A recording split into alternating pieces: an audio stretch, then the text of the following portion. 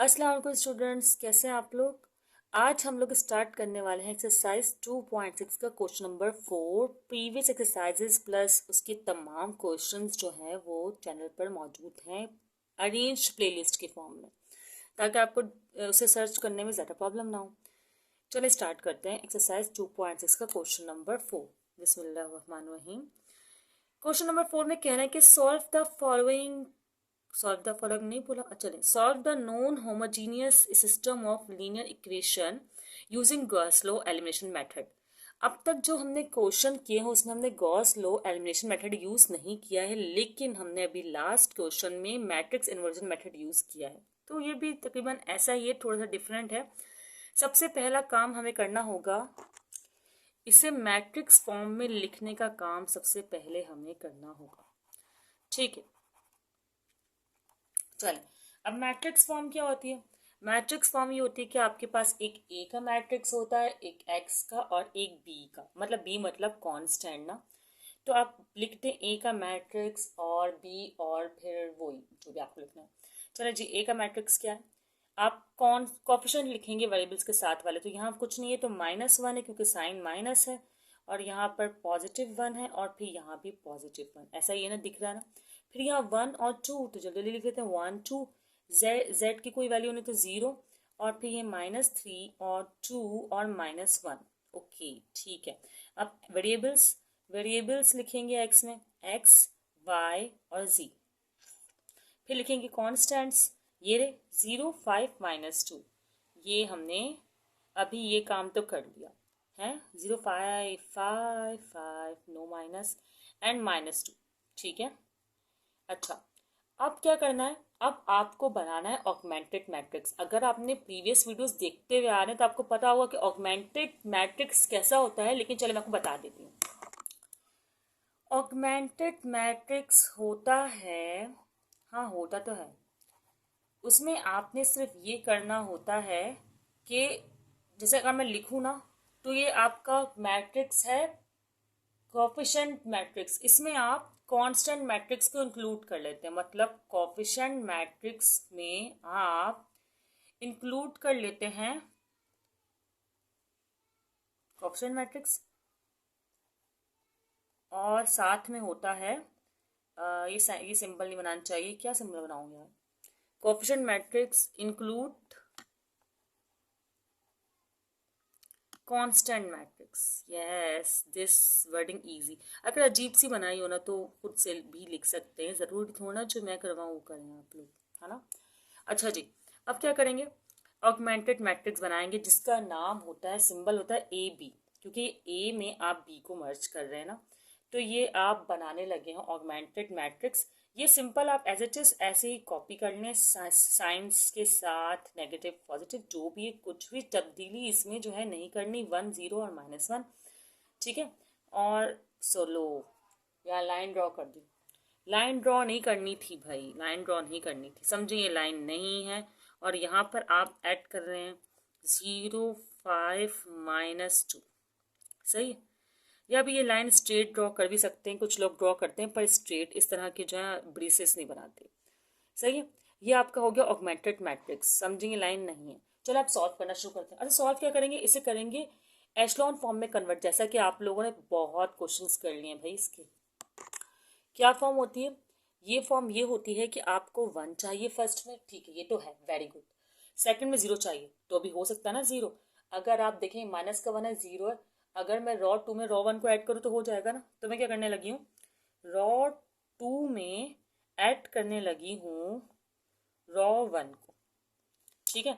चलें जल्दी से कर लेते हैं, रॉ 2 में रॉ 1 को add, A B is equal to, ये वाला मैट्रिक्स मैंने बना लिया।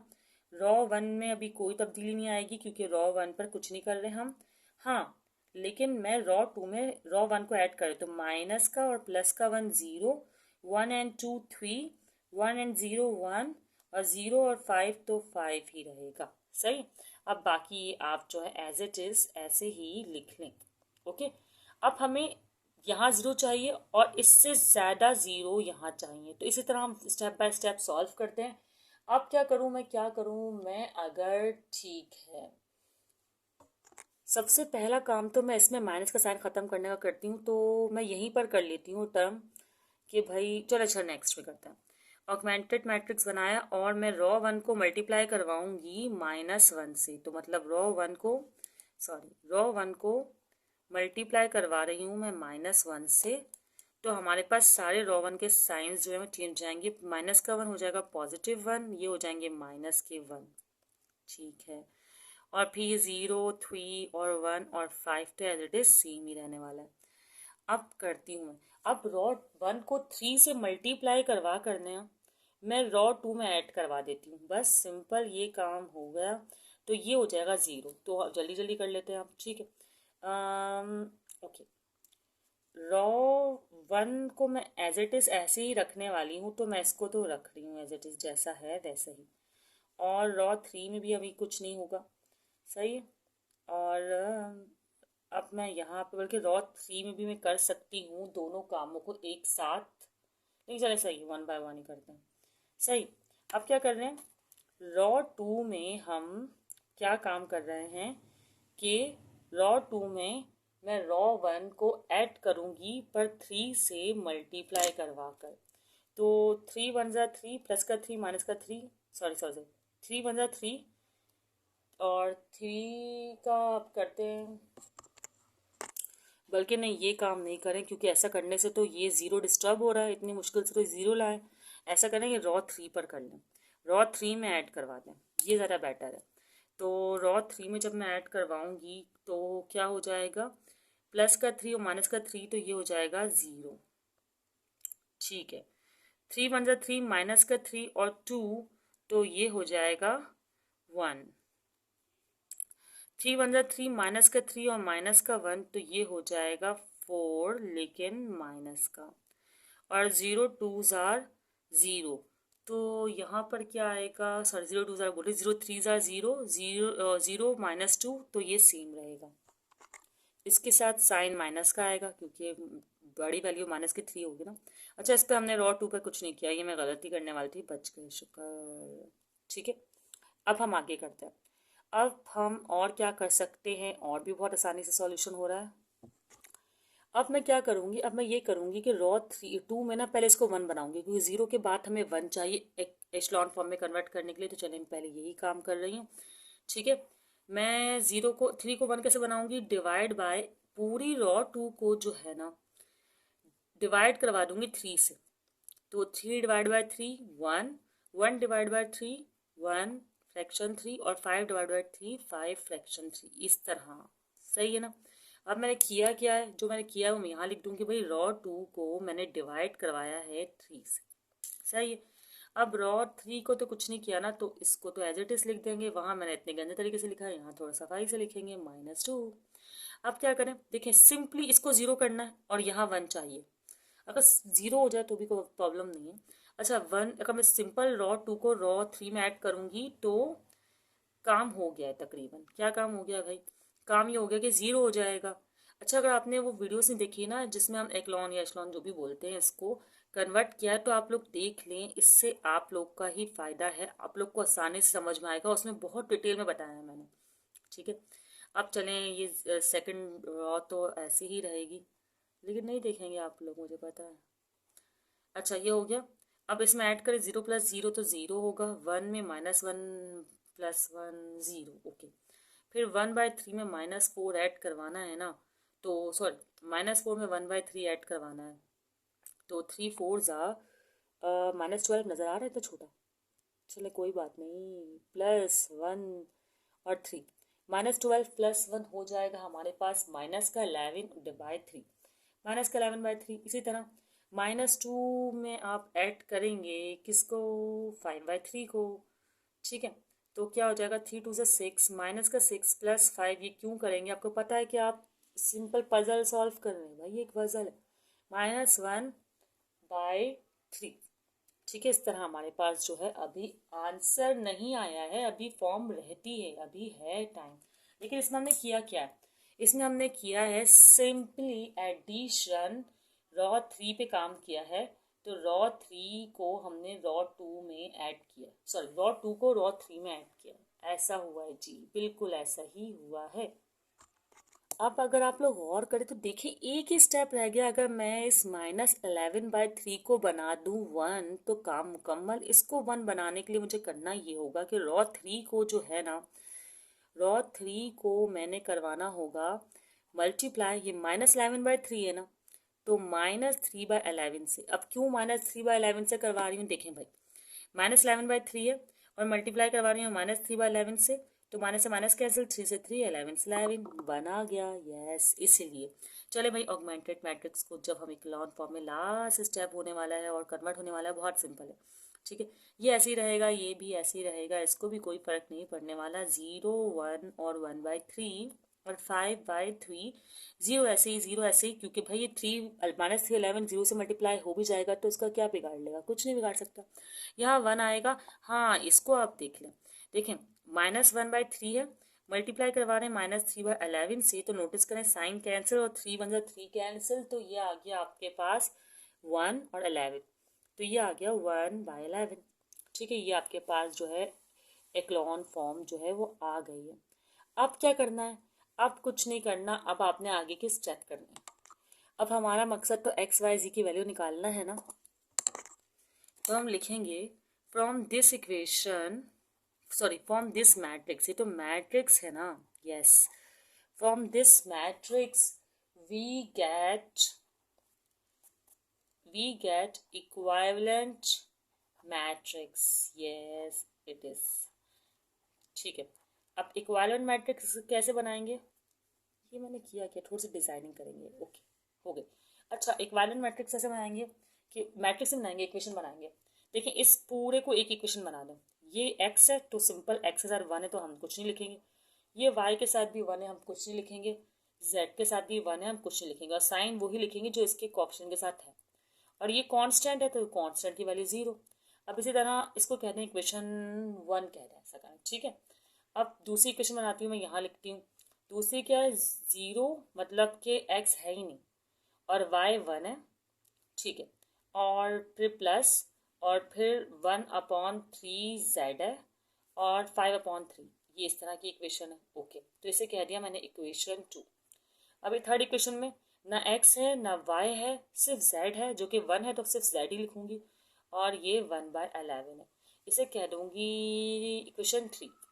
यस, अब क्या करेंगे, अब हमें एक्स वाई जी की वैल्यूज निकालनी है, तो निकाल लेंगे, कोई बड़ी बात नहीं है। अब जेड की वैल्यू आप चाहे तो इक्वेशन 1 में रखें या इक्वेशन 2 में रखें, बल्कि जेड की वैल्यू को आप ऐसा करें, इक्वेशन 1 में ही रख दें और फिर देखें कि क्या क्या आता है। सही है, बल्कि नहीं 1 में रखें, एक्स नहीं है ना, 2 में रखें, 2 में, ठीक है। पुट वैल्यू इन इक्वेशन फलाना ढिमकाना, जो भी मैं बोल दूंगी, खैर मैं पहले पुट करनी है वैल्यू 1/3, और z की वैल्यू क्या है 1/11, तो मैं इस तरह लिख देती हूँ, और ये हो गया 5/3। तो अभी मैंने वैल्यू पुट की है, तो मैं यहाँ वर्डिंग मेंशन करूँ। अब की जगह सॉल्व कर लेते हैं, 1 1 1, 3 11 33, तो हो जाएगा y प्लस 1 और 33 इज इक्वल टू 5 और 3। ओके, अब ये प्लस का 1/33 वहाँ जाकर हो जाएगा माइनस का 1/33, कर लेते हैं। ये 5/3 ऐसे ही है, और ये हो गया माइनस का 1/33। अब क्या करेंगे, एलसीएम नामी कोई चीज़ करेंगे। ठीक है, एलसीएम कैसे करेंगे भाई, 33 के एलसीएम में 33 ही आएगा ना, तो 33 कर देंगे, और ये 3 के डबल 33 कब आता है, 11 जार, तो इसको मल्टीप्लाई करवाएंगे 11 से। ठीक है, और इसको 33 1 जार का होता है, 1 से मल्टीप्लाई करवाएंगे, तो 5 11 जार 55 एंड 1 1 जार 1। अब 55 में से जब 1 आप करेंगे सब्ट्रैक्ट, तो क्या आएगा, हाँ 54 आएगा ऑफकोर्स, और 33 आएगा। कुछ कैंसिलेशन हो रहा है तो कर दें, कैंसिलेशन आई थिंक सो कि शायद हो रहा रहा है। 3 1 ज़ा 3, 3 1 ज़ा 3, 3 1 ज़ा 3, और 2 अगर कैरी देंगे तो 3 8 ज़ा 18, सॉरी 24, 18/11 आ गया, तो ये हो गई y की वैल्यू। अब z की वैल्यू निकालते हैं, तो z की वैल्यू के लिए आप क्या करेंगे भाई, जो z और y की वैल्यू आई है ना, वो इक्वेशन 1 में पुट कर दें तो x की वैल्यू आ जाएगी, सॉरी x की वैल्यू निकालते हैं, तो मैं यहाँ लिखती हूँ वर्डिंग। चलें, अब x तो एज इट इज रहेगा, y की वैल्यू है 18/11, लिख दी मैंने y की जगह, क्यों, देखें यहाँ y है और फिर यहाँ z की वैल्यू है 1/11, लिख दिया मैंने। ठीक है, अब मैं क्या करूँगी, एक्स की वैल्यू निकालनी है तो पहले इन दोनों को सेट ले जाऊँगी। माइनस का 18/11 हो जाएगा प्लस का 18/11, इसी तरह माइनस का 1/11 हो जाएगा प्लस का 1/11, और ये एक्स बेचारा ऐसे ही। अब इसमें तो एलसीएम आसान है ना, आपको पता है डिनोमिनेटर सेम है, तो 11 को एक बार लिखेंगे, 18+3 ऐसे ही, सॉरी 18+1 ऐसे ही ऐड हो जाएगा, तो हमारे पास आंसर आ जाएगा वो जो, और वो क्या आएगा 19/11। एक टेबल से कैंसिलेशन तो हो नहीं रही, तो आपके पास एक्स वाई जी की वैल्यूज आ गई, तो आप लिख सकते हैं कि भाई एक्स की वैल्यू जो आपके पास आई है वो आई है 19/11, हाँ बिल्कुल, और वाई की वैल्यू जो आपके पास आई है वो आई है 18/11, एंड जी की वैल्यू तो आपके पास 1/11 है। ठीक है, तो ये आपके पास आ गया, चाहे तो आपका आंसर हो गया, चाहे तो क्या कंफर्म ये आपका आंसर है, और ये आपने अप्लाई करना सीख लिया अजीबोगरीब सा नाम, गॉस एलिमिनेशन मेथड, बस सिंपल सा था। सही, चलें अब पार्ट 2 करते हैं। ये पार्ट 2, इसको भी एक्लॉन फॉर्म से ही सॉल्व करना, जल्दी से पहले मैट्रिक्स बना लेते हैं। क्या है, A X is equal to B, matrix form. A की वैल्यू क्या बनेगी भाई, सिर्फ लिखेंगे हम इसमें कोफिशिएंट का मैट्रिक्स, मतलब 1 और 2 और 1, इस तरह 2 -1 और +1, 2 -1 +1 और 1 1 और -1। ओके, अच्छा जी, अब क्या लिखेंगे, आप लिखेंगे वेरिएबल का मैट्रिक्स, ये तो जस्ट एक फॉर्मेलिटी है, नहीं नहीं नहीं फॉर्मेलिटी नहीं है, करना होता है। अच्छा, अब लिखेंगे हम कांस्टेंट का मैट्रिक्स, तो ये हो गया 8 3 और 0। फिर हम क्या करेंगे, फिर हम बनाएंगे ऑगमेंटेड मैट्रिक्स, ये मैंने हेड डाली ऑगमेंटेड मैट्रिक्स। इस बार मैं कुछ भी नहीं बता रही हूँ, आप लोग को पता है कि कोफिशिएंट के मैट्रिक्स को आपने कंबाइन करना है कांस्टेंट के मैट्रिक्स से, और फिर उसको एक लॉन फॉर्म निकालनी है, तो कोई बड़ी बात नहीं है। चले मैं करके दिखाती हूँ। ये कोफिशिएंट का मैट्रिक्स है 1 2 1 2 -1 1 और ये 1, इसको कैसे बनाऊंगी, ये वाला वाला, अच्छा ओके, 1 एंड 1। ठीक है, अब कोफिशिएंट कांस्टेंट का मैट्रिक्स 8 3 0, इस बार मैंने लाइन नहीं बनाई। ठीक है, अच्छा अब क्या करना है, इसको करना है कन्वर्ट किस में, एक्लॉन फॉर्म में। चलो जल्दी से करते हैं, कैसे करेंगे, चलें अब करते हैं इसे एक्लॉन फॉर्म में कन्वर्ट। कुछ वर्डिंग भी हो जाए ना, थोड़ी बहुत वर्डिंग लिख दिया करें, बस इतना आपसे जिससे आपको समझ आए। अब देखें, एक्लॉन फॉर्म में फर्स्ट पे 1 है, चलो अच्छी बात है, फर्स्ट ड्रॉ पे हमें कोई काम नहीं करना। सेकंड ड्रॉ में ना अगर ये 2 0 बन जाए तो बहुत अच्छी बात है। अच्छा आप नोट करें, अगर मैं इस रॉ 1 को 2 से मल्टीप्लाई करवा कर रॉ 2 से सब्ट्रैक्ट करवाऊँ तो 0 हो जाएगा, लेकिन अगर मैं रॉ 1 को डायरेक्टली ऐसे ही रॉ 3 से सब्ट्रैक्ट करवाऊँ तो ये भी 0 हो जाएगा, तो हमारा काम बन सकता है। तो मैं तो सोच रही हूँ दोनों काम एक साथ करूँ, मैं दोनों काम एक साथ ही करने वाली हूँ। वो दोनों काम कौन से करने वाली हूँ कि भाई मैं रॉ रॉ 2 पर ये करने वाली हूँ कि रॉ 2 से सब्ट्रैक्ट करवाऊंगी रॉ 1 को, लेकिन पहले 2 से मल्टीप्लाई करवाऊंगी। एंड मैं रॉ 3 पर ये काम करने वाली हूँ कि रॉ 3 से सब्ट्रैक्ट करवाऊंगी डायरेक्टली रॉ 1 को। तो ये दोनों काम जल्दी से करते हैं। रॉ 1 हमारी सेम रहेगी, क्योंकि ये हमें जिस तरह का आंसर रिक्वायर्ड है बिल्कुल वैसा ही है। अब मल्टीप्लाई करवाती हूँ 2 से पहले रॉ 1 को, और फिर रॉ 2 में ऐड करती हूँ। 2 1 2, 2 में से 2 -0, 2 2 4 -1, और ये हो जाएगा माइनस का 4 -5, माइनस माइनस प्लस होता है ना। अच्छा 2 1 2 और 1 -2 हो जाएगा माइनस का 1। अच्छा पता है होता किस तरह, चलो मैं लास्ट को करके बताती हूँ। देखें पहले रॉ 2 है ना, तो रॉ 2 का मेंबर हुआ आपके पास 3, आप इसको ऐसे लिख दें 3, फिर क्या है साइन माइनस, ठीक है माइनस लिख दें, फिर है 2, ठीक है 2, और फिर रॉ 1 लिख दें मतलब 8, तो 2 8 16, 16 में से 3 गए तो आपके पास आया 13, और 13 भी आया माइनस का, 13 भी आया, इस तरह कर रहे होते हैं। ठीक है, अब रॉ 3 में से डायरेक्टली रॉ 1 को माइनस करना, तो 1 में से 1 गए 0, 1 में से -2 गए तो माइनस का 1, 1 में से 1 गया 0, और 0 में से 8 गए, 8 0 में से माइनस हो तो ये माइनस का 8 आएगा। ठीक है, ये हमने कर लिया। अब आगे हम क्या कर सकते हैं इसमें, देखें ज़रा। अच्छा एक और बात, जल्दी में ना देखें, ये माइनस का 1 है, ये माइनस का ही 1 है, सही है। तो वन माइनस का वन है ना, माइनस के वन में से जब माइनस का वन सब्ट्रैक्ट होगा तो -2 आएगा। मैंने सॉल्व करके रखा हुआ था तो उसमें इस तरह किया था मैंने, ठीक है। ये हो गया -2। अब हमें क्या करना है, अब हमें यहाँ पर 0 चाहिए या 1 चाहिए, बल्कि 1 चाहिए। फर्स्ट रो से ज़रा 0 सेकंड रो में होना चाहिए, तो एक 0 है तो इनफ है। अब जल्दी से ना मैं रो 2 को सब्ट्रैक्ट करवा देती हूँ -5 से, ताकि जो है मेरे पास यहाँ पर 1 आ जाए। तो ये 1 2 1 और 8 मैं एज इट इज लिख दे रही हूँ। और रो 2 को मैं किससे डिवाइड करवा रही हूँ, रो 2 पर मैं ये काम कर रही हूँ कि मैं रो 2 को -5 से डिवाइड करूँ। -5 से क्यों, क्योंकि ये माइनस में मुझे तो +1 चाहिए होता है। तो 0 -5 कैंसिल 1, और ये -1 और -5 तो माइनस के साइन कैंसिल जाएंगे और ये हो जाएगा 1/5। यहाँ भी माइनस का साइन कैंसिल जाएगा और ये जाएगा 13/5। रो 3 पे कुछ नहीं किया, ये एज इट इज हमने कॉपी कर ली। इस बार सब कुछ सही लिखा है ना? जी जी बिल्कुल, इंशाल्लाह सही लिखा है। अब क्या करेंगे, अब मैं ये करने वाली हूँ कि रो 3 में रो 2 को ऐड करूँगी, क्योंकि ये मैं ऐड करने से ही ना ये 0 हो जाएगा। तो मैं सिर्फ यही करूँगी। रो 1 और 2 एज इट इज कॉपी होंगी, ओके सही है। और रो 3 में क्या कर रही हूँ मैं यहाँ मेंशन करती हूँ पहले। रो 3 में मैं कर रही हूँ रो 2 को ऐड करने से मुझे क्या बेनिफिट हो रहा है भाई, 0 तो 0 + 0 तो 0 ही होता है, सही। और 1 + का 1 माइनस का 1 हो जाएगा 0। 1 5 और -2, तो इस तरह देख लें यहाँ 1 5 और -2, 2 5 10, तो ये हो जाएगा -10 और ये 1 है और ये 5 है।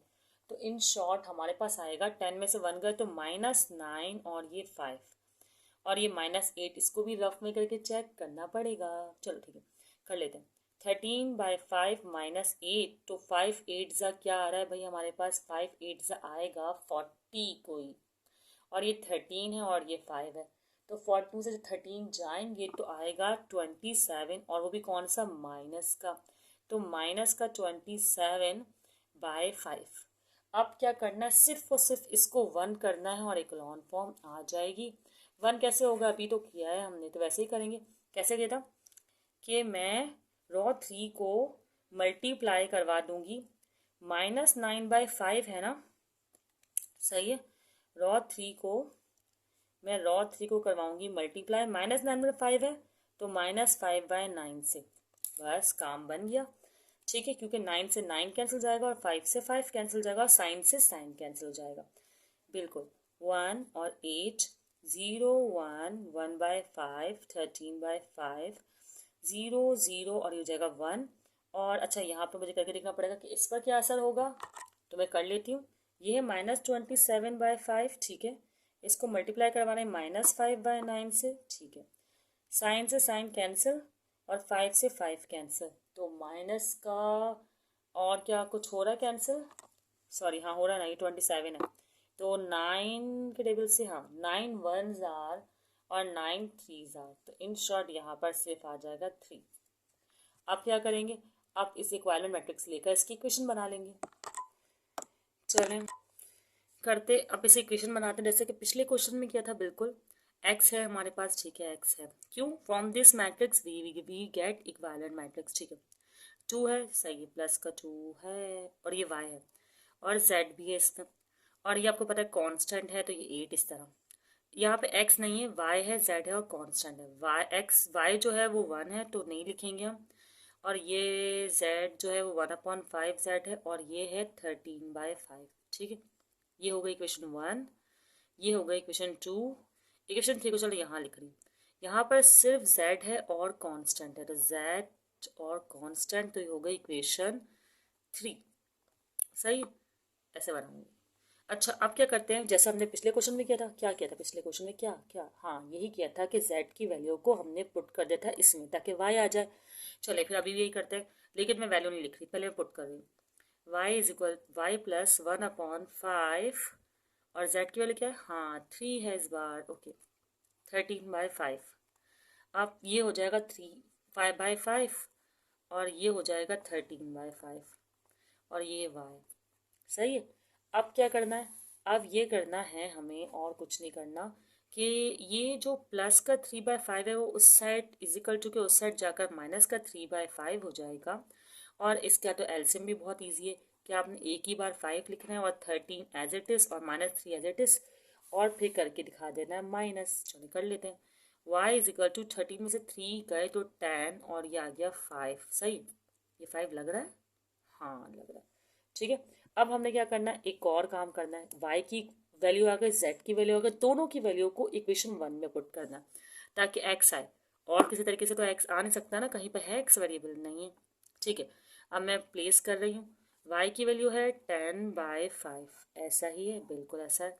और फिर प्लस और z की वैल्यू है 3, ओके, इजिकल टू 0। सही है।